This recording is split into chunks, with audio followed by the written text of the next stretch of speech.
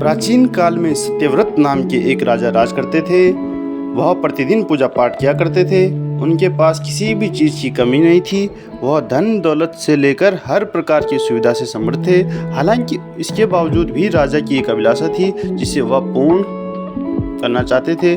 दरअसल राजा सत्यव्रत को किसी प्रकार से स्वर्गलोक जाने की बहुत इच्छा थी। वह अपने जीवन में कम से कम एक बार स्वर्गलोक के सौंदर्य को देखना चाहते थे, लेकिन उन्हें इसका मार्ग नहीं था पता। इधर दूसरी तरफ ऋषि विश्वामित्र अपनी तपस्या के लिए घर से बाहर निकले। चलते चलते वह अपनी कुटिया से काफ़ी आगे चले गए थे। काफ़ी समय बीत गया लेकिन वह नहीं लौटे। इस कारण उनका परिवार भूख और प्यास से तड़प रहा था। राजा सत्यव्रत को जब यह बात पता चली तो उन्हें ऋषि विश्वामित्र के परिवार के पालन पोषण की जिम्मेदारी ले ली। कुछ समय बाद जब मुनिवर लौटे तो वे बोले, परिवार को कुशल देख काफ़ी प्रसन्न हो गए और उन्होंने पूछा कि उनकी उपस्थिति में किसने तुम्हारा ख्याल रखा। इस पर ऋषि के परिवार वालों ने बताया, राजा ने उनके पालन पोषण की जिम्मेदारी उठाई थी। यह सुनकर ऋषि विश्वामित्र तुरंत राजमहल पहुंचे और राजा से मुलाकात की। वहां पहुंचकर उन्होंने सबसे पहले महाराज को धन्यवाद कहा।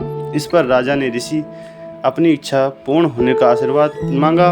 राजा की बात सुनकर ऋषि विश्वामित्र ने कहा, बोले महाराज आपको क्या वरदान चाहिए। तब महाराज ने कहा, हे मुनि, मुझे एक बार स्वर्गलोक के दर्शन करने हैं। कृपया करके मुझे वहां जाने का वरदान दें। राजा की प्रार्थना सुनकर ऋषि विश्वामित्र ने एक ऐसा रास्ता बनाया जो स्वर्गलोक की ओर जाता था।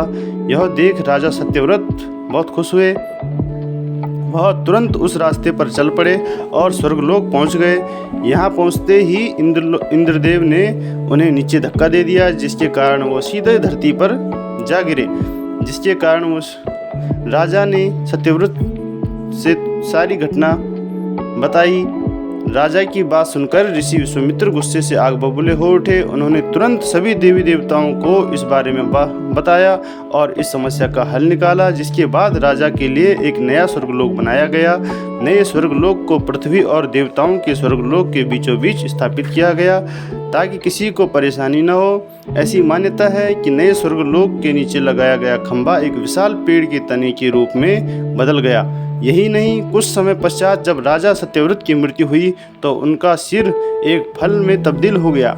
सभी से इस खंभे को नारियल का पेड़ कहा जाने लगा, जबकि राजा का सिर नारियल के रूप में जाना गया और यही कारण है कि नारियल का पेड़ इतना लंबा होता है। दोस्तों, आज की वीडियो के लिए इतना ही। धन्यवाद।